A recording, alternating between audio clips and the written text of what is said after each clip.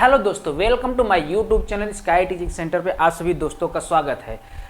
चलिए आज हम लोग सीटेट में जितने भी सब्जेक्ट होते हैं सब में सीडीपी में क्या होता है कि कुछ टैग वर्ड्स के क्वेश्चन पूछे। आज हम इसका टैग वर्ड का अध्ययन करेंगे। चलिए जैसा कि हम लोग आज क्या कर रहे हैं, दिसंबर के लिए क्या कर रहे हैं, स्टडी कर रहे हैं। तो आज हम इसमें क्या करेंगे, टैग वर्ड का अध्ययन करेंगे, जिसमें हम क्या करेंगे, पॉजिटिव और निगेटिव टैग वर्ड के बारे में सीखेंगे कि पॉजिटिव टैग वर्ड क्या होते हैं, निगेटिव टैग वर्ड क्या होते हैं। चलिए देखिए, अगर आप लोग हमारे चैनल पर नए विजिट कर रहे हैं तो हमारे चैनल को सब्सक्राइब भी करिए और उसके साथ आप लोग लाइक करना नहीं भूलेंगे और अपने दोस्तों के साथ शेयर करिए। ओके, चलिए पहले कुछ टैग वर्ड को समझ लेते हैं, तब क्वेश्चन करते हैं। देखिए कुछ पॉजिटिव और कुछ नेगेटिव टैग वर्ड को समझ लेते हैं। कौन कौन सा किस क्वेश्चन में अगर कौन सा शब्द आएगा तो हम उसको नेगेटिव टैग वर्ड बोलेंगे, और किस क्वेश्चन में अगर ये सब शब्द आएंगे तो उसको हम लोग क्या बोलेंगे, पॉजिटिव शब्द टैग वर्ड बोलेंगे। चलिए निगेटिव को समझ लेते हैं। अगर किसी क्वेश्चन में केवल, अगर कोई क्वेश्चन है जहां क्या हो, केवल शब्द आया हो, केवल शब्द आया हो, केवल ओनली, या क्या मात्र आया हो, या सिर्फ आया हो, तो उस क्वेश्चन को हम क्या करेंगे, गलत बता देंगे, निगेटिव टैग वर्ड है। या तो हम क्या, अगर कंठस्थ करना किसी क्वेश्चन में आएगा या याद करना आएगा तो उसको हम क्या करेंगे, रोट लर्निंग की बात अगर कहीं पे की जाएगी तो ये भी क्या है, ये भी क्या है, निगेटिव टैग वर्ड है। अगर किसी क्वेश्चन में दंड की बात की जाए, सजा की बात की जाए, समस्या का बात किया जाए, या बर्डन बोझ की बात की जाए तो उसको हम क्या बोलेंगे, पनिशमेंट या बर्डन की बात की जाएगी तो ये भी क्या है, निगेटिव टैग वर्ड। यहां थोड़ा सा पॉजिटिव टैग वर्ड को देख लेते हैं। किसी भी क्वेश्चन में अगर सर्वांगीण विकास की बात की जाए, ऑल ओवर डेवलपमेंट, सभी प्रकार से विकास की बात की जाए तो उसको हम लोग क्या बोलेंगे, पॉजिटिव टैग वर्ड बोलेंगे। अगर लर्निंग बाय डूइंग, करके सीखना, या हस्तपरक अनुभव, जो हाथ के द्वारा क्या होता है, काम किया जाता है, उससे जो अनुभव मिलता है, हस्तपरक अनुभव या करके सीखना, जिसको हम लोग क्या बोले, लर्निंग बाय डूइंग, ऐसा किसी क्वेश्चन में अगर अर्थ निकलता है तो उसको हम क्या करेंगे, पॉजिटिव टैग वर्ड बोलेंगे, या पॉजिटिव उसको कर देंगे।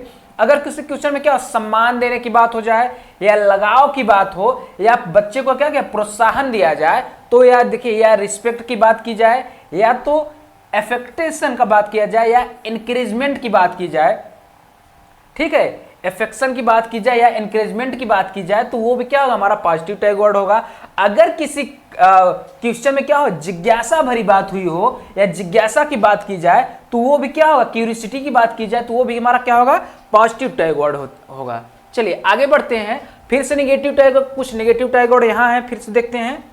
देखिए यहाँ पे क्या है, कोई भी काम होना चाहिए, चाहे वो स्टूडेंट कर रहा हो, चाहे वो अध्यापक कर रहा है, शिक्षक कर रहा हो, अगर वो निष्क्रिय है तो क्या होगा, वो क्वेश्चन हमेशा क्या होगा, गलत होगा। चाहे शिक्षक की बात की जाए, चाहे स्टूडेंट की बात की जाए, अगर वो उन दोनों में से कोई निष्क्रिय है तो क्या बोलेंगे हम, वो क्या होगा आंसर, वो गलत होगा। अगर हम किसी भी क्या हो, कोई क्वेश्चन ऐसा हो जिसमें हम क्या बोले कि शिक्षक को बच्चों को क्या रोजगार परक पढ़ाना चाहिए तो वो क्या हो जाएगा, निगेटिव हो जाएगा। व्यवसाय के लिए भी नहीं पढ़ाना चाहिए, ना तो ग्रेड देने के लिए क्या होना चाहिए, बच्चे को स्टडी कराना चाहिए या अधिगम कराना चाहिए। या विजुअल हो चाहे ऑडियो कंटेंट, क्या होता है हमेशा से क्या होता है, ये तो यहाँ से चला आया है, ठीक है, ये वाला यहाँ का यहाँ चला आया, यहाँ का यहाँ चला है, ये विजुअल उधर रहेगा, ठीक है। एम्प्लॉयमेंट की बात की जाए, बिजनेस या ग्रेजुएशन की बात, एजुकेशन की बात की जाए तो ये क्या होता है, निगेटिव टैग वर्ड होता है।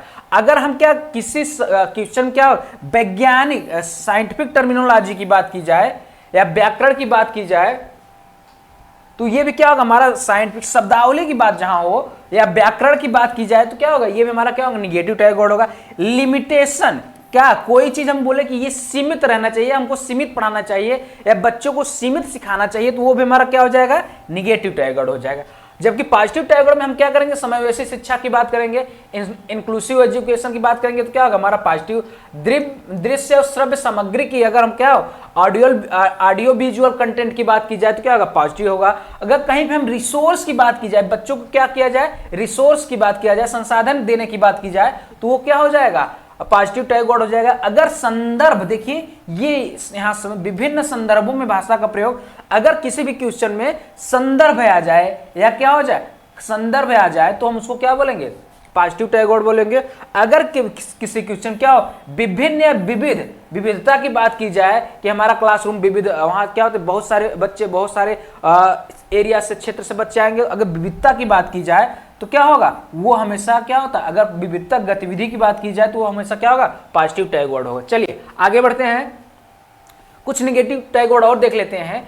पुस्तक केंद्रित, अगर हम क्या हो, कोई ऐसा क्वेश्चन जिसमें क्या बोला जाए कि बच्चों को कैसा एजुकेशन दिया जाना चाहिए, पुस्तक केंद्रित क्या, शिक्षक केंद्रित, तो क्या हो जाएगा, हमेशा ये ऐसा क्वेश्चन क्या होगा, गलत होगा। जबकि बाल केंद्रित, हमेशा शिक्षक कैसे देना चाहिए, बाल केंद्रित या चाइल्ड सेंटर्ड होना चाहिए। चलिए अब देखिए यहां पे आता है, कभी कभी क्वेश्चन में आ जाता है कि बच्चे क्या हैं, खाली स्लेट होते हैं, ब्लैंक लेट होते हैं। ये खाली स्लेट नहीं होते, हमेशा बच्चे क्या होते हैं, जब भी विद्यालय में आते हैं तो क्या करते हैं, वो अपने घर से कुछ न कुछ सीख के या कुछ न कुछ क्या करते हैं, वहां से कुछ न कुछ शब्द या अनुभव लेके आते हैं। कभी भी बच्चे क्या होते हैं, खाली नहीं होते हैं। ठीक है, ये हमारा क्या होगा, निगेटिव टैग वर्ड होगा। अगर जेंडर इनइक्वलिटी की बात की जाए, जेंडर असमानता की बात की, जेंडर असमानता की बात की जाएगी, तब तो क्या हो जाएगा, पॉजिटिव टैग वर्ड। अगर असमानता की बात की जाएगी तो क्या होगा, हमेशा निगेटिव टैग वर्ड हो जाएगा। अगर कभी त्रुटियों पर महत्व न देना, इग्नोर, एरर को कभी भी इग्नोर नहीं करना चाहिए। अगर ऐसा क्वेश्चन में आ जाता है हम क्या करें, अगर कोई क्वेश्चन में ऐसा आ जाए कि हम क्या करें, कोई बच्चा एरर कर रहा है तो हम उसको इग्नोर करें, ऐसा नहीं करना चाहिए। अगर ऐसा किया जाएगा तो क्या है, हमेशा निगेटिव टैग वर्ड हो जाएगा। देखिए हमेशा प्रैक्टिकल स्किल्स सिखाना चाहिए बच्चों, क्या कहना चाहिए, व्यवहारिक कुशल, जो उनके समाज में चलता हो या उससे रिलेटेड हो, या वो क्या कर, जो जिससे उनको क्या होता है, बेनिफिट होता है, हमेशा क्या प्रैक्टिकल स्किल्स देना चाहिए बच्चे को।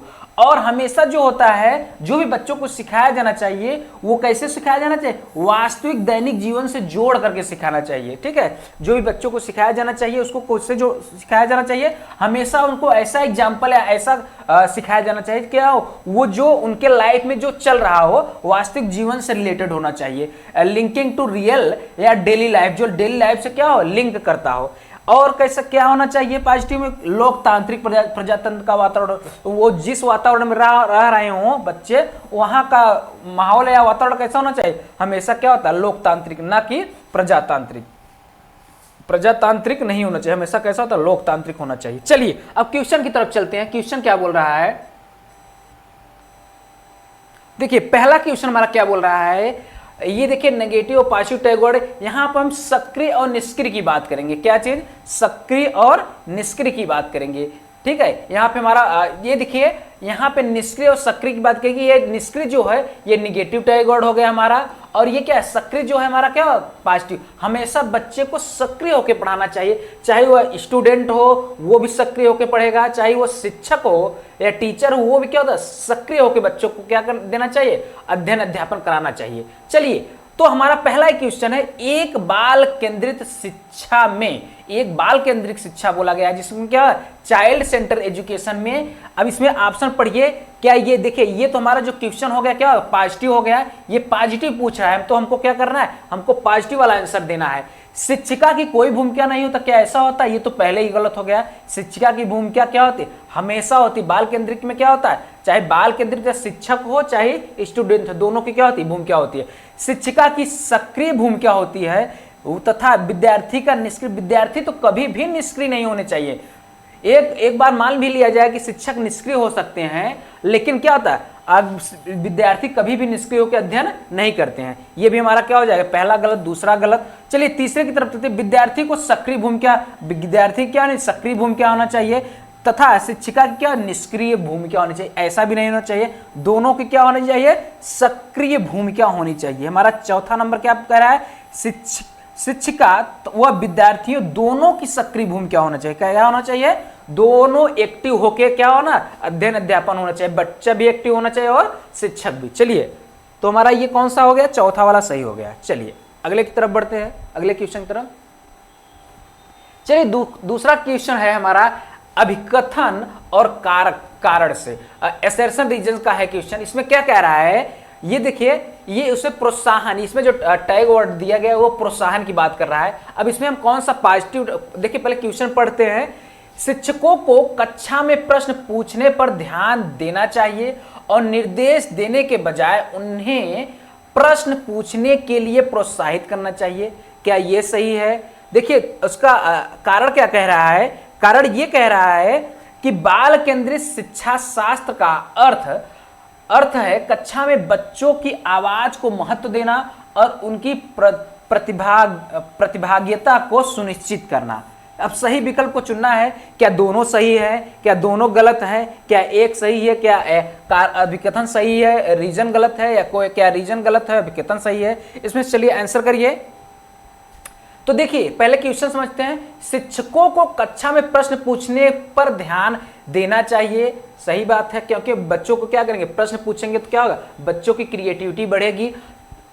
और निर्देश देने के बजाय बच्चों को कभी भी इंस्ट्रक्शन नहीं देना चाहिए। निर्देश यहाँ पे देखिए हमारा निगेटिव टैग वर्ड आया, कभी भी क्या होना चाहिए, बच्चे को इंस्ट्रक्शन नहीं देना चाहिए। ठीक है, बच्चे को कभी क्या होना चाहिए, इंस्ट्रक्शन नहीं देना चाहिए। उनको क्या करना चाहिए, बच्चों को क्या होना चाहिए, उनको वास्तविक जीवन से जोड़ के बातें बतानी चाहिए। तो बच्चों को पहली बात तो प्रश्न पूछेंगे, ये तो सही है, लेकिन क्या करना चाहिए, इंस्ट्रक्शन के बजाय यहाँ नेगेटिव भी ये भी दिया है, उन्हें प्रश्न पूछने के क्या करना चाहिए, प्रोत्साहित किया जाए। ये हमारा पहला तो सही है।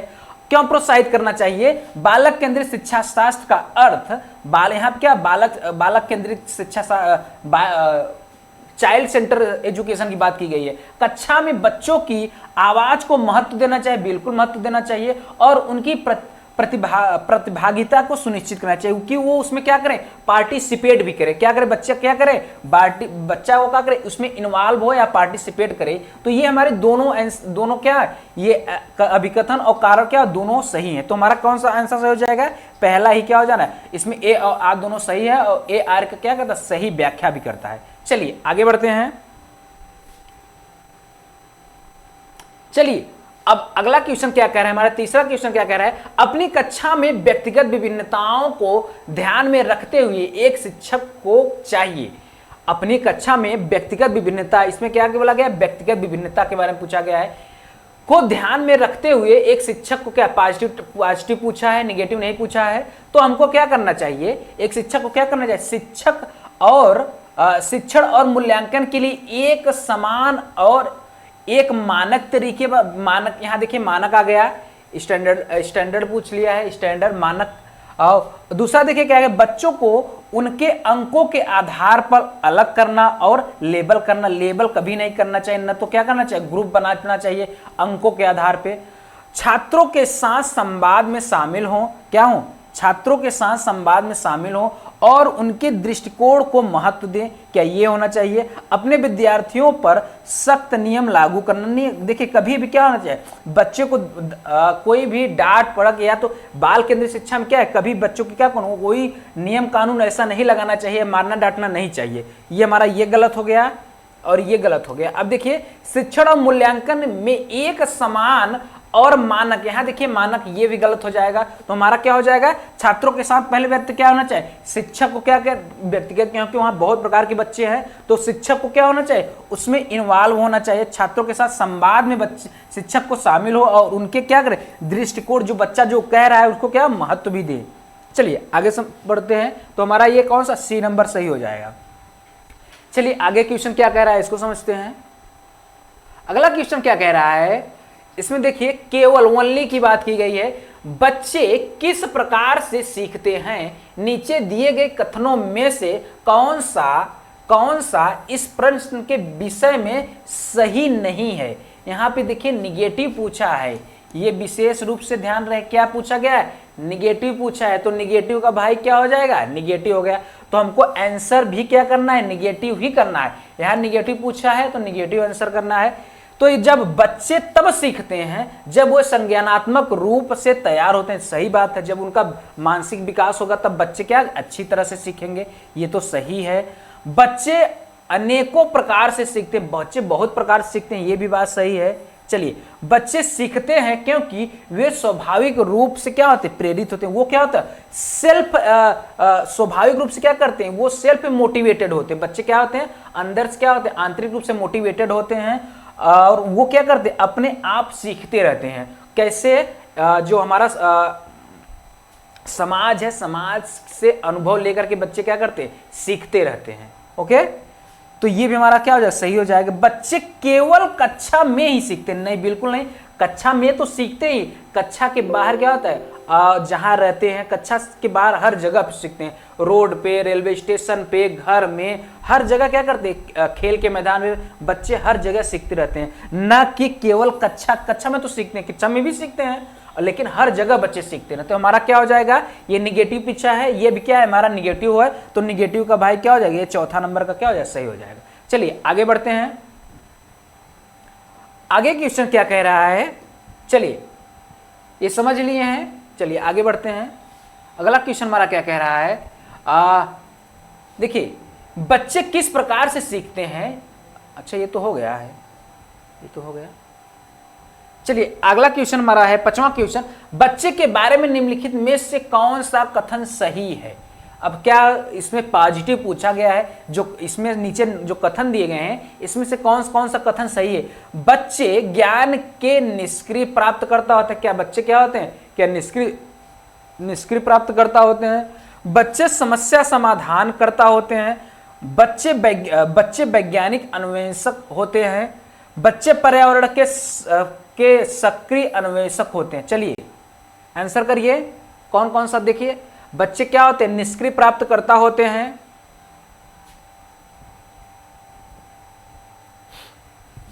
बताइए। चलिए इसमें देखिए पॉजिटिव हमको बताना है, सही वाला बताना है, निगेटिव नहीं बताना है। तो सबसे पहले बच्चे क्या होते हैं, ज्ञान के सक्रिय, निष्क्रिय नहीं होते, सक्रिय होते हैं, तो हमारा पहला गलत हो जाएगा। बच्चे समस्या समाधान करता होते, बच्चे क्या करते हैं, सही बात है, बच्चे हम जो उनके सामने समस्या आते हैं उनको क्या करते हैं, अपने से, क्योंकि वो सेल्फ मोटिवेटेड होते हैं तो क्या करते हैं, अपने समस्या का समाधान भी करते हैं बच्चे।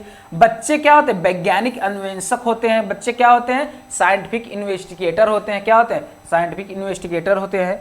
बच्चे पर्यावरण में सक्रिय अन्वेषक होते हैं, क्या होते हैं, एक्टिव इन्वेस्टिगेटर है, क्या कहते हैं, बच्चे सक्रिय रूप से क्या होते हैं, और कुछ ना कुछ क्या रहते हैं, सीखते रहते हैं। और यहाँ पे निष्क्रिय वाला क्या हो जाएगा, गलत हो जाएगा। तो हमारा B C and D, A B C and D ये वाला सही है, बी सी एंड डी हमारा क्या होगा, बी नंबर का क्या होगा, सही हो जाएगा। चलिए आगे पढ़ते हैं, अगला क्वेश्चन क्या कह रहा है। चलिए आगे आगे आगे क्वेश्चन नंबर 6, चलिए इसको समझते हैं। एक शिक्षक अपने विद्यार्थियों को सिखाने के लिए आंतरिक रूप से प्रेरित करने के लिए कैसे प्रोत्साहित करेगा। एक शिक्षक है वो अपने बच्चों को क्या कर रहा है, आंतरिक रूप से कोई चीज सिखाना चाहता, तो उसको आंतरिक रूप से प्रेरित करना चाहता, तो वो कैसे प्रोत्साहित करेगा कि बच्चा क्या हो, आंतरिक रूप से क्या हो, मोटिवेटेड हो जाए। इंटरनल मोटिवेशन उसको कैसे दिया जाए, वो कुछ क्या बच्चा को कुछ पढ़ाना या सिखाना चाहता है, तो वो कैसे प्रोत्साहित करे कि बच्चा क्या हो, अंदर से क्या हो, प्रेरित हो जाए। ठीक है, चलिए पढ़ते हैं इनके आंसर को। चिंता और भय पैदा करके, क्या बच्चे को चिंता और भय देने से क्या होगा, वो अंदर से वो तो और वहां क्या हो जाए, बच्चा और बिगड़ जाएगा। चिंता, कभी भी भय नहीं देना चाहिए। चलिए दूसरा पढ़ते हैं। परीक्षा में पास होने पर साइकिल प्रदान करने का ऑफर देकर, क्या परीक्षा में पास हो जाओगे तो क्या हो, बच्चे को पढ़ाने के लिए क्या पास हो जाओगे तो क्या हो, आपको साइकिल दिया जाएगा, क्या ये कह करके व्यक्तिगत लक्ष्य निर्धारित करने और उनमें निपुणता प्राप्त करने में उनकी सहायता करके, या टॉफी जैसे मूर्त पुरस्कार देके। चलिए आंसर करिए। देखिए कभी बच्चे को भय नहीं, डराना धमकाना नहीं चाहिए। बच्चे को पुरस्कार, ऐसे पुरस्कार नहीं दिए जाने, उनको क्या होना चाहिए, बच्चे जब क्लास कर रहे हो ऐसा पुरस्कार नहीं देना चाहिए कि बच्चे क्या हो, बिगड़ जाए, ये भी गलत हो जाएगा। बच्चे को क्या होना चाहिए, जो उनका लक्ष्य होता है बच्चे का, बच्चा जो सीखना चाहता है उनको उसमें निपुणता प्राप्त करने के टीचर को क्या करना चाहिए, सिर्फ सहयोग करना चाहिए। फैसिलिटेटर है टीचर्स, क्या होते हैं फैसिलिटेटर, तो उनको क्या करना चाहिए, सहयोग या इसका फोल्डिंग देना चाहिए कि बच्चा क्या हो, अंदर से मोटिवेटेड हो जाए, बच्चा कोई चीज सीख ले। उनको सिर्फ क्या करना चाहिए, हेल्प करना चाहिए, ना कि उनको क्या होना चाहिए, डराना धमकाना चाहिए, ना तो उनको ऐसा पुरस्कार टॉफी दें, साइकिल दें, ये ऐसा पुरस्कार भी नहीं देना चाहिए। चलिए ये हमारा कौन सा, ये सही हो जाएगा सी नंबर का। चलिए अगला क्वेश्चन देखते हैं। अगला क्वेश्चन क्या कह रहा है, भाषा शिक्षण के संदर्भ में कौन सा कथन सही नहीं है। ये नहीं को मत भूलना, नहीं तो नहीं में निकल जाएगा एक दो क्वेश्चन आराम से, ठीक है। सीटेड वाले हमेशा फंसाते हैं नहीं के चक्कर में। चलिए भाषा शिक्षण में, यहाँ पे भाषा संबंधित क्वेश्चन है। भाषा शिक्षण के संदर्भ में कौन सा कथन सही नहीं है, निगेटिव बताना है। चलिए पढ़ते हैं, पहला आंसर क्या बोल रहा है, भाषागत शुद्धता के प्रति अत्यधिक कठोर रवैया नहीं अपनाना चाहिए। क्या ये सही है? समृद्ध भाषाई परिवेश में बच्चे स्वयं नियमों का निर्माण करते हैं। भाषा शिक्षण में समृद्ध भाषाई परिवेश उपलब्ध कराना जरूरी है। भाषा की नियमबद्ध व्यवस्था को केवल व्याकरण के माध्यम से ही जाना जा सकता है। चलिए आंसर करिए 7th का। इसमें निगेटिव पूछा है। देखिए पहला क्या बोल रहा है, क्या भाषागत शुद्धता के प्रति अत्यधिक कठोर रवैया नहीं अपनाना चाहिए। सही बात है, अगर बच्चे को भाषा सिखा रहे हैं, अगर उसमें क्या करेंगे, हमको कठोर रवैया नहीं, कोई भी ऐसा काम नहीं करना चाहिए जो उसको क्या बच्चे के व्यवधान हो, तो हमको कठोर रवैया नहीं अपनाना चाहिए। ये तो पॉजिटिव हो गया। दूसरा क्या हो रहा है, समृद्ध भाषाई परिवेश, ये क्या बोल रहा है, जो बच्चे होते हैं ये क्या करना चाहिए, इनको रिच इन्वायरमेंट देने की बात कह रहे हैं। तो ये समृद्ध जो परिवेश होता है, बच्चे क्या करते हैं, स्वयं नियमों का निर्माण करते हैं। ये बात तो सही है। बच्चे क्या होते हैं, अगर उनको क्या किया जाए, रिच इन्वायरमेंट दिया जाए, समृद्ध भाषाई परिवेश दिया जाए, तो बच्चे क्या करते हैं, सीखते हैं। जैसे देखिए आजकल विद्यालयों में क्या होता है, वहाँ के दीवार पर बहुत सारी चीजें लगी रहती हैं, ABCD लिखा रहता है, पहाड़ा लिखा रहता है, सब कुछ वहां क्या होता है। आजकल विद्यालय में, प्राइमरी में आप जाएंगे, वहां क्या होता है, ये क्या होता है, ये समृद्ध परिवेश ही बनाया जाता है। बच्चे क्या करें, उसको देख देख के क्या करें, आसानी से सीखते रहेंगे, ठीक है। तो हमारा ये वाले सही हो जाएगा। भाषा शिक्षण में समृद्ध भाषाई परिवेश उपलब्ध कराना चाहिए, बिल्कुल कराना चाहिए। ये हमारा 3 सही हो गया। तो हमारा चौथा क्या हो जाएगा, गलत हो जाएगा। यहाँ पे देखिए, इसको पढ़ते हैं, भाषा की नियमबद्धता व्यवस्था को केवल, यहां पे देखिए ये आ गया निगेटिव टैग वर्ड, व्याकरण के माध्यम से ही जाना, व्याकरण के माध्यम से जाना जाएगा। बहुत सारे माध्यम होते हैं जिससे क्या करता है, बच्चा भाषा को क्या करता है, सीखता है। चलिए आगे समझते हैं। अगला क्वेश्चन हमारा क्या कह रहा है, 7वां क्वेश्चन। 8वां क्वेश्चन क्या कह रहा है, देखिए यहां पे क्या है, समालोचनात्मक चिंतन, क्रिटिकल थिंकिंग की बात की गई है। निम्नलिखित में से अधिगम का प्राथमिक लक्ष्य कौन सा होना चाहिए। इसमें यहाँ पॉजिटिव टैग वर्ड पूछा गया, पॉजिटिव बताना है। जो हमारा अधिगम करता होता है, अधिगम का प्राथमिक लक्ष्य कौन सा होना चाहिए। क्या तथ्यों को रटना चाहिए, यंत्रवत याद करने से पूर्व क्या पूर्वाभ्यास में उत्कृष्ट बनना चाहिए, समकक्षियों के साथ प्रतिस्पर्धा करना चाहिए, कंपटीशन करना चाहिए, समालोचनात्मक चिंतन का विकास। चलिए बताइए क्वेश्चन नंबर 8 का, चलिए आंसर करिए। रटना तो कभी नहीं चाहिए, और क्या हो, और ये यंत्रवत जो है, ये भी क्या है, निगेटिव टैग वर्ड है। कभी भी क्या होना चाहिए, यंत्रवत याद, यहाँ भी याद भी आ गया, ठीक है, ये हमारा गलत हो जाएगा। और क्या, प्रतिस्पर्धा, कंपटीशन की बात कर रहा है, कभी क्या होना चाहिए, अपने साथियों के साथ क्या कंपटीशन भी नहीं करना चाहिए। तो हमको कैसा क्या करना चाहिए, जो हम क्रिटिकल थिंकिंग होता है, जो क्रिटिकल थिंकिंग होता है उसका क्या होना चाहिए, डेवलपमेंट, विकास होना चाहिए। क्या होना चाहिए, डेवलपमेंट ऑफ क्रिटिकल थिंकिंग। जो बच्चा क्या होता है, क्रिटिकल रूप से, क्रिटिकल थिंकिंग का मतलब क्या होता है, बच्चे क्या हो, कोई भी काम हो जो वो अपने हिसाब से बहुत सारे तरीके से क्या कर सके, सीख सके, ये क्रिटिकल थिंकिंग होता है। जिसमें क्या करेगा, बच्चा अपना जो एनालिसिस करेगा वो क्या करेगा, बहुत सारे प्रकार से क्या करेगा, सीखेगा। चलिए ये हमारा चौथा नंबर, डी नंबर क्या हो जाएगा, सही हो जाएगा। चलिए अगला क्वेश्चन क्या कह रहा है, समस्या समाधान।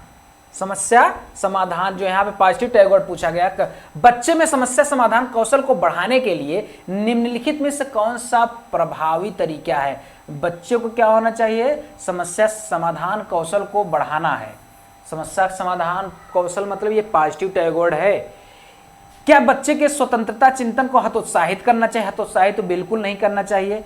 और घोषणात्मक ज्ञान पर ध्यान केंद्रित करना चाहिए। कठिन समस्याओं से बचने के लिए उन्हें प्रोत्साहित करना चाहिए। उन्हें समस्याओं का तैयार समाधान उपलब्ध कराना चाहिए। क्या जो समस्या उनका उपलब्ध पहले से क्या हो, तैयार समस्या का समाधान हो, उसको देना चाहिए। उन्हें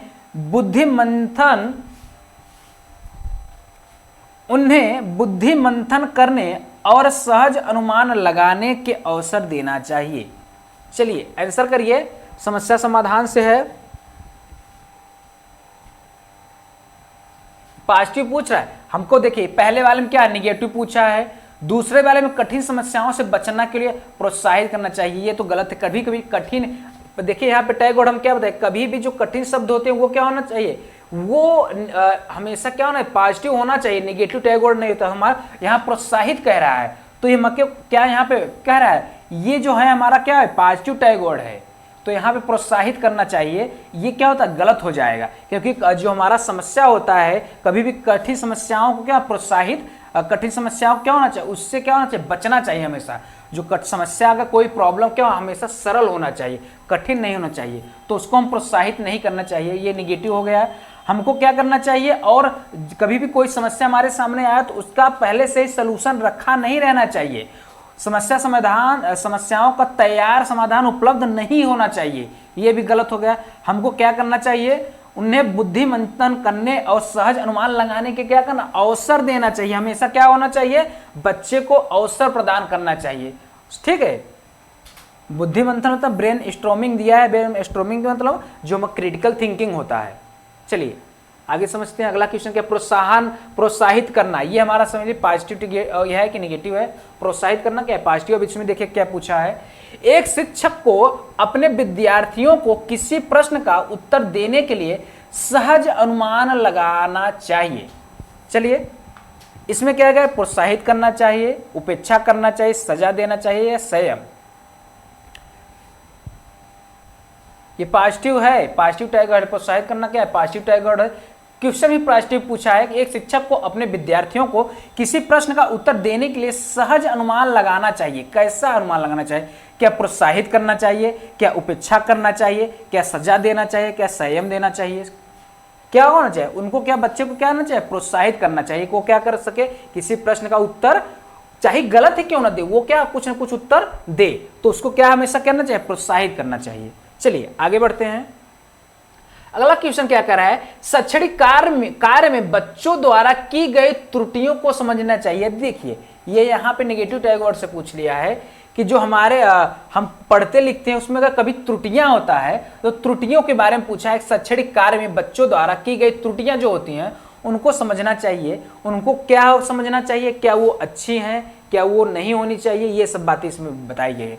तो पढ़ के आंसर बताना है, केवल छात्र की बौद्धिक क्षमताओं का आकलन करके ही प्रासंगिक है, करने में ही प्रासंगिक है, केवल शिक्षण में शिक्षक की दक्षता को आंकने के लिए प्रासंगिक है, शिक्षक के साथ साथ सीखने की प्रक्रिया को समझने के लिए भी प्रासंगिक है, शिक्षण या सीखने के संबंधित किसी भी मुख्य कार्य के लिए प्रासंगिक नहीं है। चलिए बताइए इसका आंसर करिए 11 नंबर का। इसमें क्या कह रहा है, पहली बात तो देखिए ये दो तो बिल्कुल कट जाएंगे, इसमें केवल है, केवल वाला बिल्कुल कट जाएगा। तीसरा वाला क्या कह रहा है, शिक्षण के साथ साथ सीखने की प्रक्रिया को समझने के लिए क्या होना चाहिए, प्रासंगिक। सीखने प्रक्रिया, इसमें क्या हमेशा जो सीखने का प्रोसेस होता है उसमें क्या होना चाहिए, बच्चा इन्वॉल्व होना चाहिए, ठीक है। अगला क्वेश्चन क्या है, शिक्षण और सीखने के संबंधित किसी भी मुख्य कार्य के लिए प्रासंगिक नहीं होना चाहिए, प्रासंगिक होना चाहिए। यहाँ क्या होना नहीं दे दिया गया है, हमेशा बच्चे को सीखने और सिखाने में, शिक्षण और सीखने में जो प्रोसेस चल रहा होता है उसमें क्या होना चाहिए, बच्चे को इन्वॉल्व होना चाहिए, ठीक है। बच्चा क्या होना चाहिए, उसमें इन्वॉल्व होना चाहिए, इसमें नहीं दिया है तो ये भी गलत हो जाएगा और ये दोनों पहले से गलत है, तो हमारा तीसरा क्या हो जाएगा, सही हो जाएगा। चलिए अगला क्वेश्चन क्या कह रहा है, 11 नंबर का, समावेशी शिक्षा से है क्वेश्चन। समावेशी शिक्षा में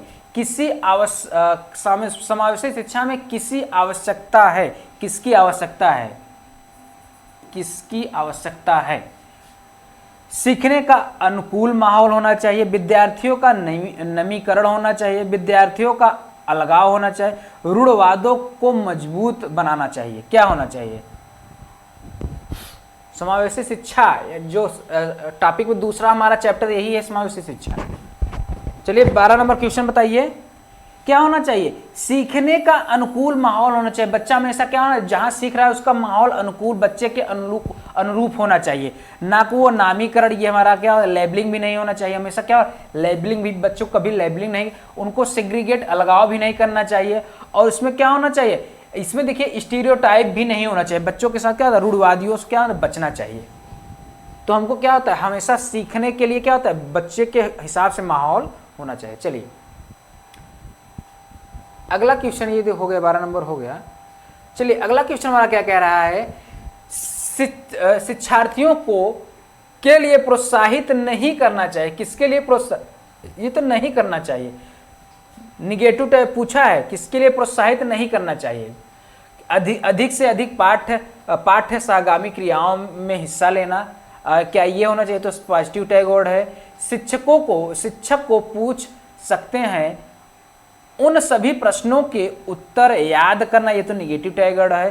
कक्षा के अंदर और बाहर अधिक से अधिक प्रश्न पूछना, ये तो सही है। सक्रिय रूप से अंतःक्रिया करना, ये भी क्या है, सही है। तो हमारा क्या, ये वाला जो याद करने वाला है, ये हमारा क्या हो जाएगा, गलत हो जाएगा। चलिए यदि छात्र पूछे गए प्रश्न का उत्तर न दे सके, अगर नहीं दे सकता बच्चा, तो शिक्षक को क्या करना चाहिए। अगर बच्चा क्या करे, क्लास में क्या करे, अगर उत्तर जो प्रश्न पूछा है उत्तर नहीं दे सकता है, तो क्या किया जाए, अध्यापक को खुद उत्तर देना चाहिए, क्या ये करना चाहिए। दूसरे छात्रों से प्रश्न पूछना चाहिए, छात्र को उत्तर देने के लिए प्रोत्साहित करना चाहिए, छात्र को सजा देनी चाहिए। चलिए आंसर करिए, आंसर करिए।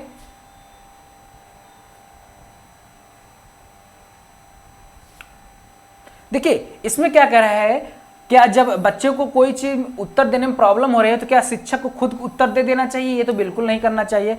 दूसरे छात्रों से प्रश्न पूछना चाहिए, इसका भी कोई अर्थ नहीं है। छात्र को उत्तर देने के लिए क्या करना चाहिए, प्रोत्साहित करना चाहिए। जो छात्र उत्तर नहीं दे रहा है उसको क्या करना, प्रोत्साहन देना चाहिए, उसको मोटिवेट करना चाहिए, ताकि वो क्या कर सके, उत्तर दे सके।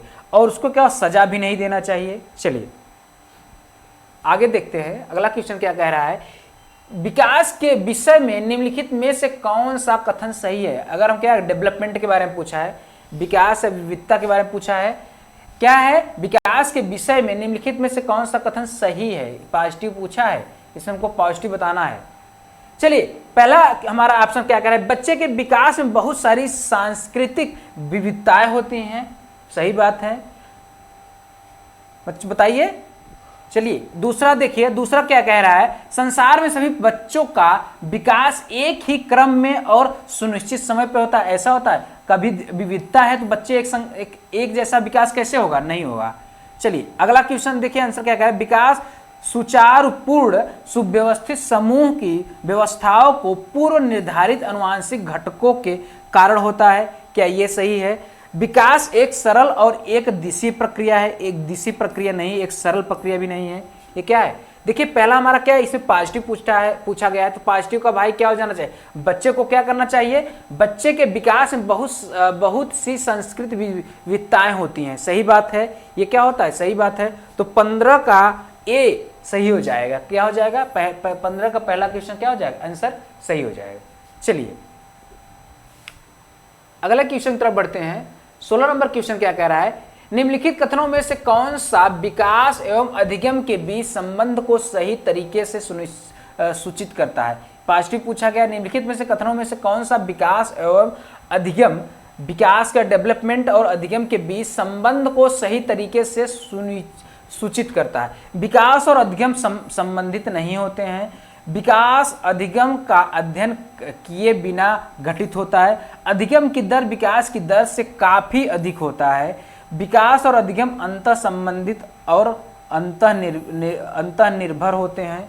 चलिए आंसर करिए, 16 नंबर का आंसर करिए, 16 नंबर का आंसर करिए। देखिए पहला क्या बोल रहा है, क्या जो विकास और अधिगम होते हैं वो क्या होते हैं, संबंधित नहीं होते, संबंधित होते हैं। ये पहला गलत हो गया। अधिगम विकास का अध्ययन किए बिना, क्या हम क्या कर सकते हैं, बिना जो विकास का अध्ययन किए बिना अधिगम का क्या होता है, हो सकता है। बच्चा विकास नहीं करे तो क्या अधिगम कर सकता है, इसमें ये भी नहीं होगा, गलत हो जाएगा। अधिगम की दर विकास की दर से काफी, ये क्या होता है, दोनों इंटर रिलेटेड करके चलते हैं कि साथ साथ चलते रहते हैं। तो विकास और अधिगम अंतर संबंधित होते हैं और क्या होता है, एक दूसरे पे निर्भर होते हैं। चलिए ये चौथा नंबर क्या हो जाए, सही हो जाएगा। चलिए हमारा अगला क्वेश्चन क्या कह रहा है, 17 नंबर का क्वेश्चन क्या कह रहा है, इसको पढ़ते हैं। एक शिक्षिका अपने विद्यार्थियों को अधिसंज्ञानात्मक कौशल विकसित करने में मदद करना चाहती है। निम्नलिखित में से कौन सी रणनीति सबसे प्रभावी होगी। पॉजिटिव पूछा है, पॉजिटिव बताना है आंसर। विद्यार्थियों को याद करने के लिए, याद वाला क्या गलत हो जाएगा। दूसरा क्या कह रहा है, विद्यार्थियों को सीखने के कार्यों के लिए विस्तृत और निर्देशात्मक इंस्ट्रक्शन भी क्या गलत हो जाएगा। विद्यार्थियों को प्रोत्साहित करना और वे स्वयं और अधिगम का चिंतन करें और अधिगम प्रगति का मूल्यांकन करें, क्या ये सही होगा। विद्यार्थियों को अभिप्रेरित करने के लिए लगातार ग्रेड, ये भी क्या हमारा तीसरा नंबर क्या हो जाएगा, सही हो जाएगा। चलिए 17 हो गया। चलिए आगे बढ़ते हैं। अगला क्या कर रहा है, अभिकथन और कारण का है। शिक्षकों को संकल्पना को मजबूत करने के लिए विद्यार्थियों को अपने स्वयं के संकल्पना के उदाहरणों और गौर उदाहरणों की पहचान करने के लिए कहना चाहिए। इसमें देखिए ये कहा गया है, जो शिक्षक होते हैं क्या बच्चों को सिखाने के लिए उदाहरण के साथ साथ गैर उदाहरण भी यूज कर सकते हैं।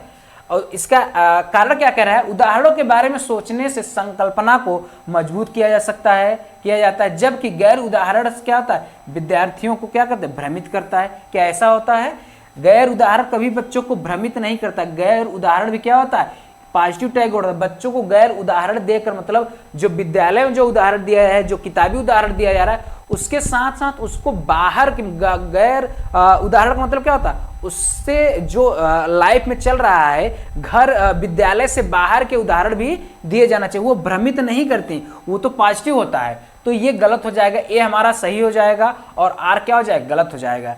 ए सही हो जाएगा, A is correct, but R is हमारा डी नंबर का क्या हो जाएगा, सही हो जाएगा। यहाँ पे कट गया है। चलिए आगे पढ़ते हैं। अगला क्वेश्चन क्या कह रहा है, 19 नंबर का क्वेश्चन हमारा क्या कह रहा है, इसको पढ़ते हैं। कक्षा में समूह कार्य के दौरान रमेश ने देखा कि उसके विद्यार्थी दिए गए प्रश्न का हल ढूंढने में जूझ रहे हैं। शिक्षार्थी को सहयोग देने के लिए रमेश को क्या करना चाहिए। इसमें रमेश क्या कर रहा है, क्वेश्चन दिया है, जो क्या है, एक शिक्षक है और बच्चे को उसका आंसर ढूंढने में क्या हो रहा है, प्रॉब्लम होता है। तो रमेश को क्या करना चाहिए, ये क्या है, पॉजिटिव टैग वर्ड है, पॉजिटिव पूछा है। उन्हें पुस्तक से उत्तर नकल करने के लिए करके लिखने के लिए कहना चाहिए। कभी भी नकल करने नहीं प्रमोट करना, प्रोत्साहित करना चाहिए। उस प्रदत्त कार्य को छोड़कर अगले कार्य, ऐसा भी नहीं करना चाहिए। प्रश्न से संबंधित संकेत देना चाहिए, बच्चों को क्या देना चाहिए, संकेत देना चाहिए, निर्देश भी नहीं देना चाहिए। सी नंबर हमारा क्या हो जाएगा, सही हो जाएगा। चलिए अगले आंसर के क्वेश्चन की तरफ चलते हैं। हमारा 20 वाला क्वेश्चन क्या कह रहा है, विद्यार्थियों के संज्ञानात्मक विकास के संवर्धन के लिए लेव वाइगोस्की ने किसके कार्यान्वयन की अनुशंसा की है। लेव वाइगोस्की से यहाँ से आ गया है। चलिए सामाजिक पृथक्करण की बात की है, कंठस्थीकरण की, सांस्कृतिक उपकरणों का प्रयोग और निष्क्रिय अनुकरण। देखिए संज्ञानात्मक विकास में लेव वाइगोस्की क्या थे, ये सामाजिक सिद्धांत दिए थे, सामाजिक विकास का सिद्धांत दिए थे। तो इनका क्या हो जाएगा, कभी भी सामाजिक पृथक्करण नहीं होना चाहिए, कंठस्थीकरण भी नहीं होना चाहिए। समाज में क्या होना चाहिए, शिक्षकों को क्या, विद्यार्थियों को पृथक्करण भी नहीं किया जाना चाहिए, कंठस्थीकरण भी नहीं होना चाहिए और कभी भी बच्चा क्या निष्क्रिय नहीं होना चाहिए। तो क्या होना चाहिए, सांस्कृतिक उपकरणों का क्या ना उपयोग करना चाहिए। जो शिक्षक होता है लेव वाइगोस्की के अनुसार क्या करना चाहिए, चाहे यहाँ से टैग वर्ड से सॉल्व करिए, चाहे लेव वाइगोस्की के हिसाब से करिए, क्या होना चाहिए, सांस्कृतिक उपकरणों का क्या करना चाहिए, प्रयोग करना चाहिए। चलिए हमारा अगला क्वेश्चन क्या कह रहा है, अगले क्वेश्चन की तरफ बढ़ते हैं। अगला क्वेश्चन क्या कह रहा है, सहयोगात्मक अधिगम का कार्यान्वयन करते समय अध्यापक को क्या नहीं करना चाहिए। निगेटिव पूछा, क्या करना चाहिए, पॉजिटिव पूछा है। ठीक है, पहला क्या कह रहा है, एक समान योग्यता आधारित समूह का निर्माण करना चाहिए। क्या समूह का निर्माण करना चाहिए और कैसा, एक समान सामूहिकरण कभी भी नहीं करना चाहिए।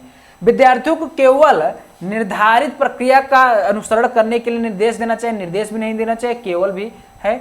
ये दो क्या दो कट गए हैं। तीसरा देखिए क्या कर रहा है, चर्चाओं और वाद विवाद के प्रयोग को प्रतिबंधित करना चाहिए, विविध विद्यार्थियों का समूह बनाना चाहिए। क्या करना चाहिए, क्या बच्चों को चर्चा और वाद विवाद के प्रयोग को क्या प्रतिबंधित करना चाहिए, क्या रोक देना चाहिए, ये भी गलत हो जाएगा।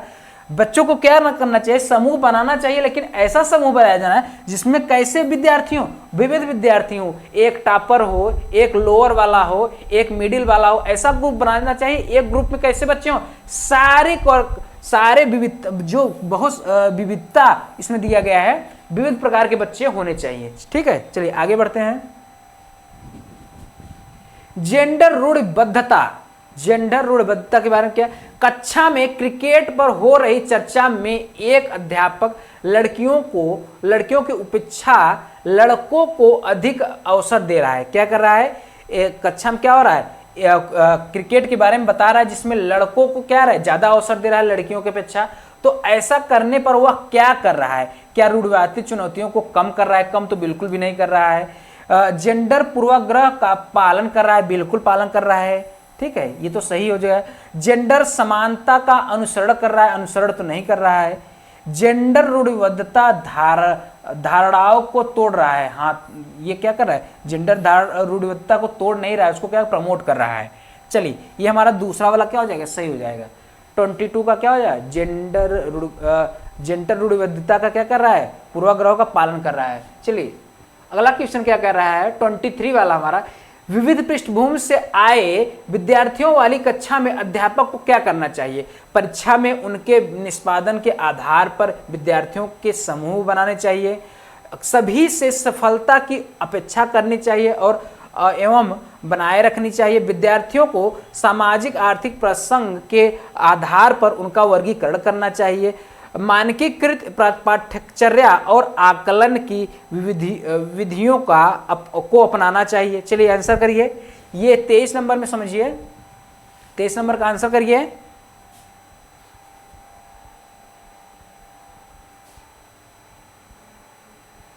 चलिए ये मानकीकृत, ये तो हमारा निगेटिव हो गया। क्वेश्चन क्या कह रहा है, पॉजिटिव पूछा है, विविध पृष्ठभूमियों से आए हुए विद्यार्थियों वाली कक्षा में अध्यापक को क्या करना चाहिए। ठीक है, मानकीकृत कभी भी नहीं होना चाहिए, विद्यार्थियों को सामाजिक आर्थिक प्रासंगिक आधार पर वर्गीकरण भी कभी नहीं करना चाहिए, सभी से सफलता या सफलता, ये तो सफलता बच्चे क्या पढ़ाए जा रहे हैं तो सब सफल ही होंगे, या ये कह रहा है असफलता और सफलता की क्या होना चाहिए, बनाए रखनी चाहिए, ये तो गलत बात है।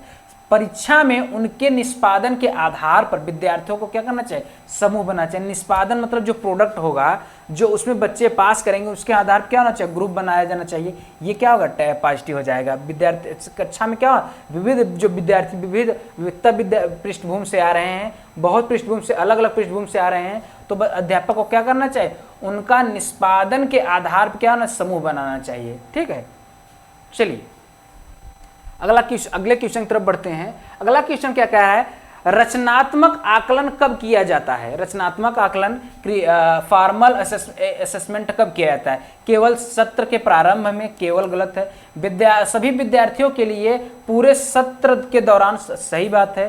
फॉर्मेटिव असेसमेंट कब होता है, विद्यार्थी पूरे सत्र भर क्या करते हैं, शिक्षक क्या करता रहता है, उनका आकलन करता रहता है। केवल देखिए ये केवल है, तो हमारा कौन सा सही हो जाएगा, दूसरा वाला क्या हो जाएगा, सही हो जाएगा। चलिए अगला क्वेश्चन क्या कह रहा है, 25, निम्नलिखित में से कौन सा प्रश्न विद्यार्थियों में समालोचनात्मक चिंतन क्रिटिकल थिंकिंग को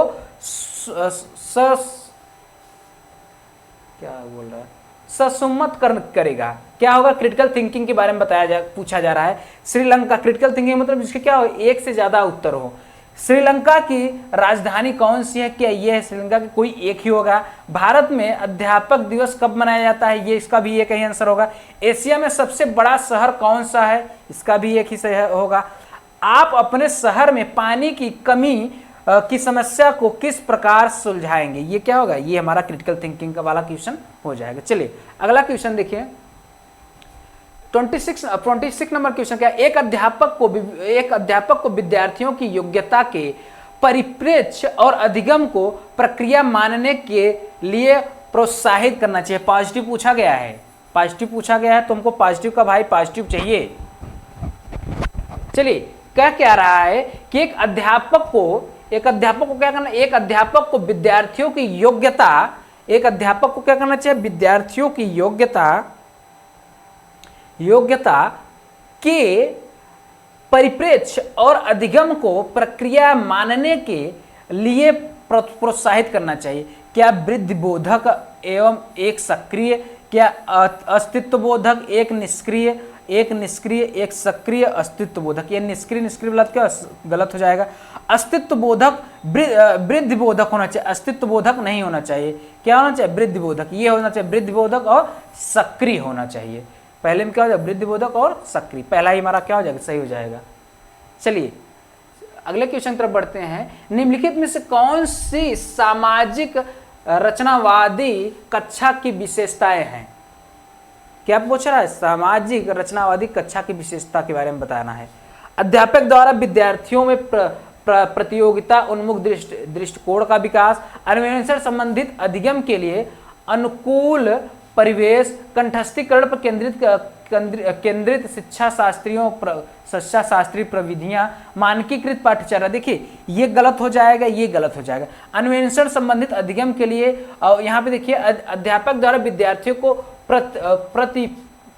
प्रतियोगिता, ये हमारा तीसरा, ये क्या होगा, दूसरा सही हो जाएगा। ठीक है, 27 का कौन सही है, बी सही हो जाएगा। चलिए अगले क्वेश्चन तरफ बढ़ते हैं। अगला क्वेश्चन क्या कह रहा है, विद्यार्थी कक्षा में अधिगम की प्रक्रिया में अधिगम सक्रिय और सहभागी बना महसूस करते हैं। यदि कक्षा का परिवेश समुन्नित करता है उसको बताना है कि क्या, कि ये सक्रिय और सहभागी जो क्लास होते हैं उनके बारे में पूछा गया है।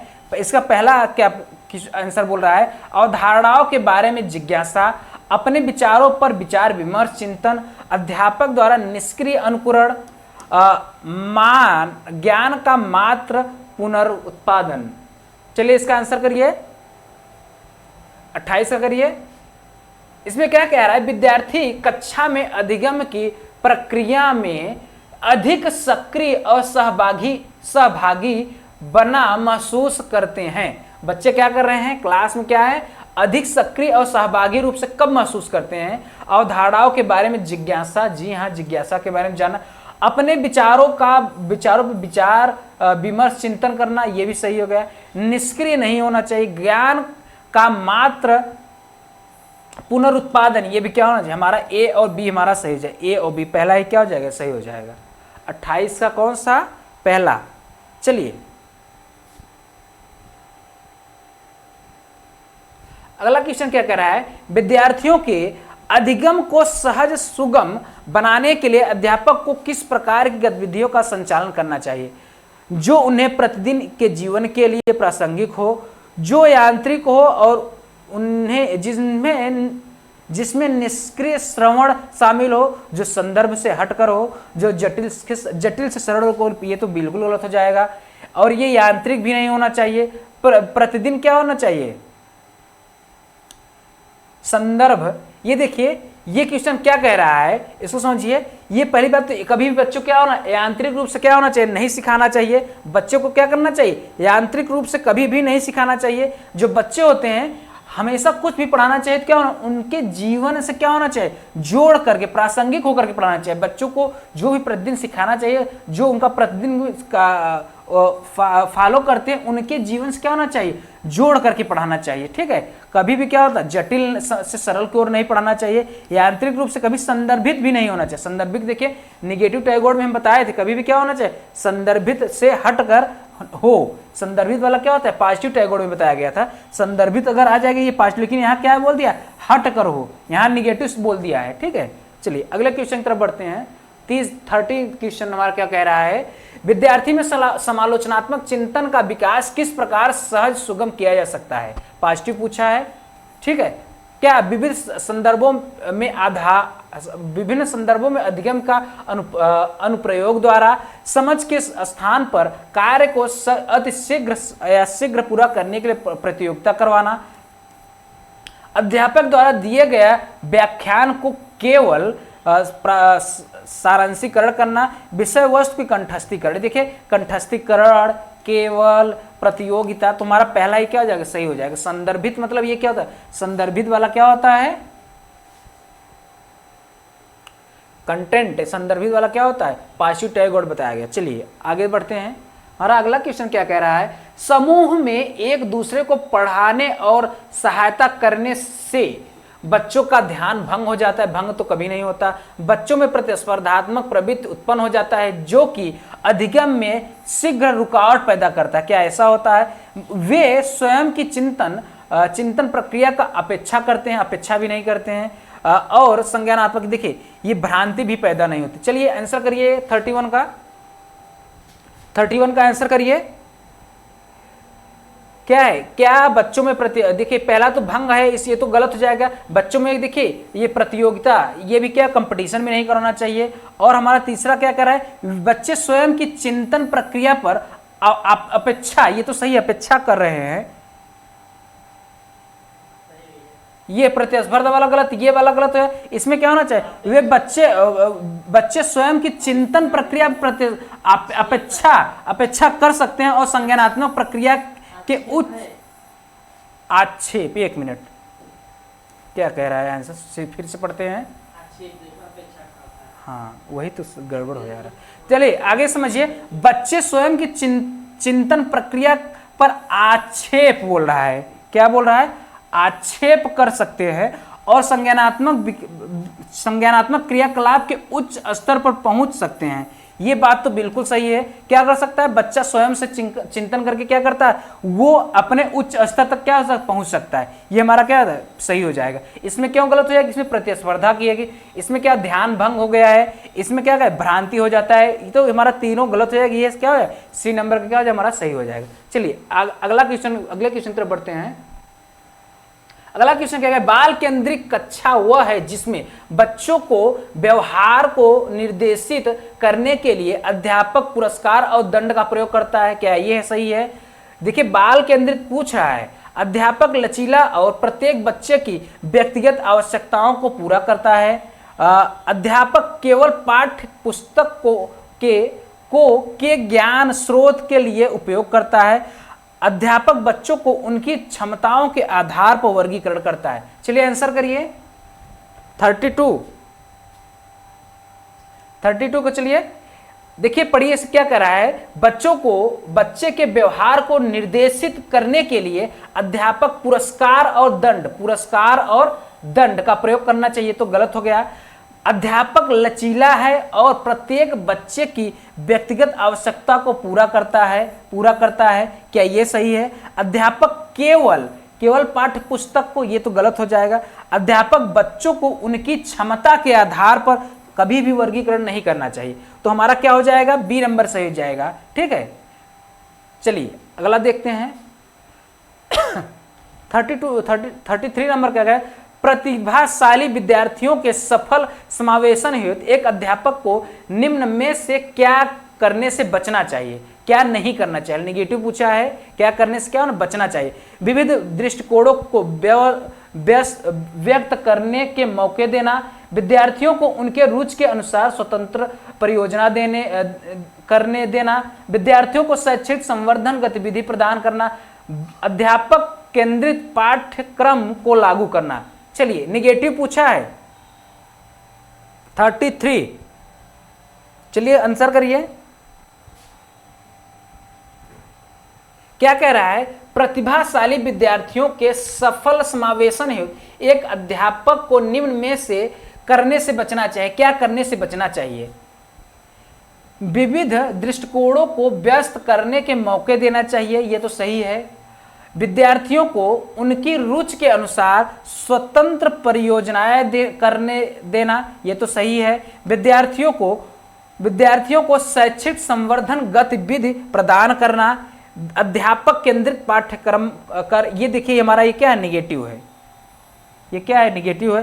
क्या अध्यापक केंद्रित पाठ्यक्रम होना पर लागू करना, ये क्या बाल केंद्रित होना चाहिए, तो हमारा क्या हो, चौथा सही हो जाएगा। 33 का क्या हो, चौथा सही हो जाएगा। चलिए अगले क्वेश्चन की तरफ बढ़ते हैं। ये एनसीएफ से है, निम्न में से कौन सा बाह्य अप्रेरणा का एक उदाहरण है? बाह्य अप्रेरणा का मतलब क्या? जो बाहर से प्रेरणा दिया जाए। मैं अपना गृह कार्य पूरा करती हूं क्योंकि शिक्षक प्रत्येक नियम कार्य के लिए हमें अंक देता है।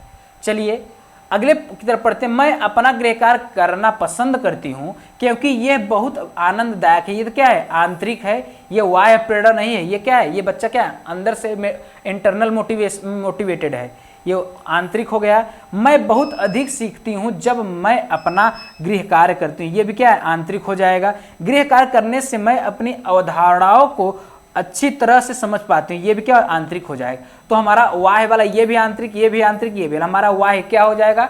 जब मैं गृह कार्य करती हूँ क्योंकि शिक्षक क्या करता? प्रत्येक नियत कार्य के लिए क्या था? हमें अंक देता है, ये क्या? वाह अप्रेरणा हो जाएगा। चलिए अगले क्वेश्चन की तरफ बढ़ते हैं। राष्ट्रीय पाठ्यचर्या की रूपरेखा 2005 के मार्गदर्शन के सिद्धांतों के नियम में सत्य कथन हमको सही बताना है। पाठ्यचर्या कैसा होना चाहिए? पाठ्य पुस्तक केंद्रित होनी चाहिए।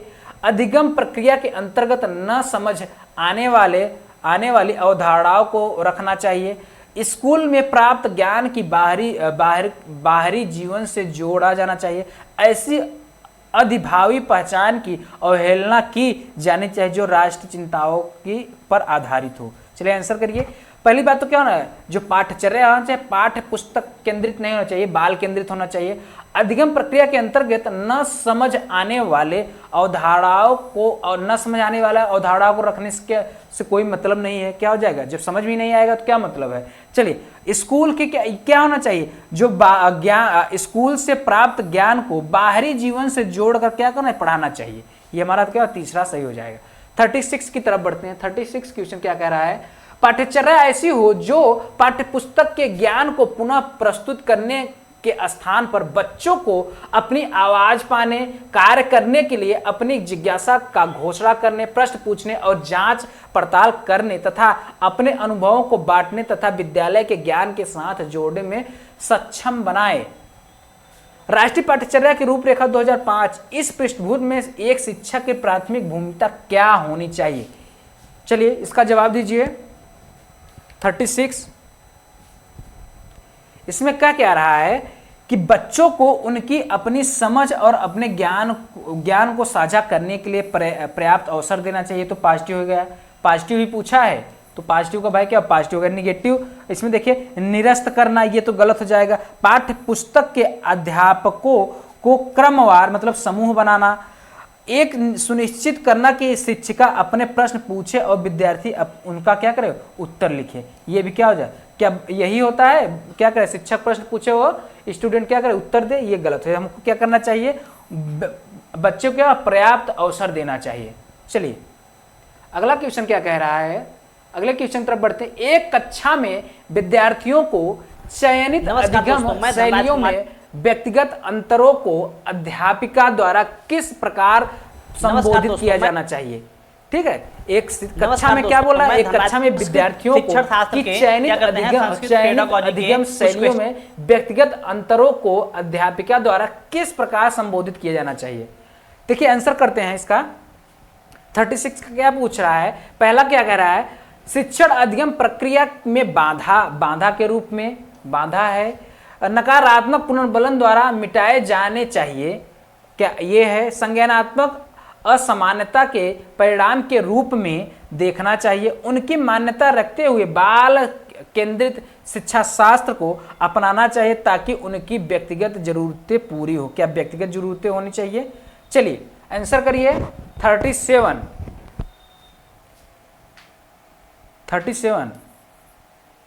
देखिए इसको पढ़ते हैं। शिक्षण अधिगम प्रक्रिया में बाधा तो बिल्कुल भी क्या हो जाएगा? ये तो बिल्कुल गलत हो जाएगा।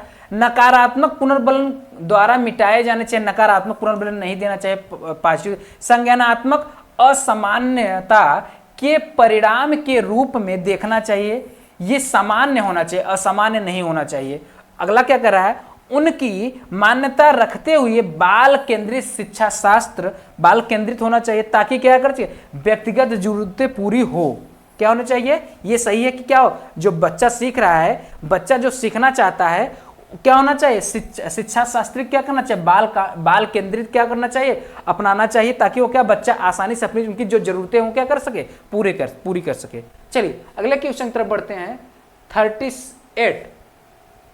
38 नंबर क्या कह रहा है, बहुभाषिकता से। बहुभाषिकता क्या है, एक अत्यंत जटिल चुनौती है जिसका समाधान संभव नहीं है। क्या ये सही है? भाषा निजी बनाने में बहुत बड़ी बाधा है, बच्चे की अस्मिता का निर्माण करती है, भाषा की कक्षा में अनेक प्रकार की समस्याएं उत्पन्न करती है। चलिए आंसर करिए, बहुभाषिकता क्या है? बहुभाषिकता से है, देखिए पहली बात तो क्या, बहुभाषिकता कभी भी क्या है, जटिल नहीं है, जो क्या करे चुनौती भी नहीं देती है, क्या जटिल, अत्यंत जटिल नहीं है, इसका समाधान क्या संभव नहीं है, संभव है। भाषा निजी बनने में बहुत बड़ी बाधा है, बाधा भी नहीं है। बच्चे की अस्मिता, क्रिएटिविटी के बारे में क्या है, तीसरा क्या है, ये अस्मिता का मतलब क्या था, क्रिएटिविटी का निर्माण करता है, यही हमारा क्या हो जाएगा, सही हो जाएगा। भाषा की कक्षा में अनेक प्रकार की समस्याएं उत्पन्न करती, समस्या भी उत्पन्न नहीं करती, तो हमारा क्या है, तीसरा नंबर का क्या हो जाएगा, सही हो जाएगा। चलिए अगले क्वेश्चन की तरफ बढ़ते हैं। 39 नंबर क्वेश्चन हमारा क्या कह रहा है, कह रहा है एक बहुभाषिक कक्षा में बच्चों को गृह भाषा के प्रयोग को, एक क्या बहुभाषी कक्षा है उसमें गृह भाषा को क्या करना चाहिए, कदापि प्रोत्साहन नहीं करना चाहिए, सम्मान देना चाहिए, प्रोत्साहन नहीं देना चाहिए, अत्यंत सीमित कर देना चाहिए। क्या सीमित कर देना चाहिए, क्या प्रोत्साहन नहीं देना चाहिए, क्या सम्मान देना चाहिए, क्या करना चाहिए? जो बहुभाषिकता है उसमें जो घर वाला भाषा है, जो मदर लैंग्वेज है, मदर टंग है, उनका क्या करना चाहिए, सम्मान करना चाहिए। क्या करना चाहिए, सम्मान करना चाहिए। ठीक है, प्रोत्साहन भी ये गलत हो जाएगा, ये गलत हो जाएगा, प्रोत्साहन ये गलत, ठीक है, सम्मान देना चाहिए। चलिए अगला क्या बोल रहा है, 40 नंबर का क्वेश्चन बोल रहा है, कक्षा में प्रिंट समृद्ध वातावरण, प्रिंट रिच इन्वायरमेंट के बारे में कहा गया है। जो प्रिंट रिच इन्वायरमेंट होता है, जो क्लास में वातावरण से आशय, क्या आशय है, कक्षा में रंगीन चार्ट, पोस्टर आदि लगवाना चाहिए, क्लास में कक्षा की दीवारों पर रंगीन कविता आदि पेंट कराना, कक्षा में बड़े आकार में वर्णमाला के चार्ट लगाना, कक्षा में पढ़ाई जा रही विषय वस्तु के अनुरूप लिखित सामग्री प्रदर्शित करना। चलिए इसका आंसर करिए। देखिए इसमें कक्षा में क्या होना चाहिए, जो जिस क्लास की कक्षा चल रही है, प्रिंट समृद्ध वातावरण उसी क्लास के अनुरूप होना चाहिए। यह नहीं कि पढ़ाया जा रहा है इंटर का और लगा दें हम प्राइमरी का। जो प्रिंट रिच इन्वायरमेंट होना चाहिए, कैसा होना चाहिए, जो भी लगाया जाना चाहिए, जो स्ट्रक्चर बनेगा दीवार पे, वो कैसा होना चाहिए, कक्षा में पढ़ाई जा रही विषय वस्तु के अनुरूप होना चाहिए, ना कि रंगीन चार्ट तो होना चाहिए, लेकिन जिस हिसाब से क्लास चल रहा है, जो विषय वस्तु है उस हिसाब से क्या होना चाहिए, प्रिंट रिच इन्वायरमेंट होना चाहिए। तो हमारा क्या होगा, चौथा सही हो जाएगा। ना तो पोस्टर लगना चाहिए, ना तो ये सब तीनों क्या एक ही जैसे हैं, तुम्हारा क्या चौथा सही हो जाएगा। 41 का क्या, 41 का क्या रहा है, भाषा शिक्षण के रूप में आपके लिए महत्वपूर्ण है। क्या महत्वपूर्ण है, बच्चे द्वारा त्रुटि रहित भाषा प्रयोग करना। क्या त्रुटि रहित, बच्चे अपने बच्चों से पाठ्य पुस्तक पढ़वाना, बच्चे द्वारा बेझिझक भाषा का प्रयोग करवाना, बच्चे से विस्तार गृह कार्य करवाना। क्या गृह कार्य करवाने के लिए करना चाहिए, क्या त्रुटि रहित भाषा का प्रयोग करना चाहिए, क्या पाठ्य पुस्तक पढ़ाना चाहिए, बच्चों को क्या करना चाहिए, बेझिझक भाषा का प्रयोग करने के लिए कहना चाहिए।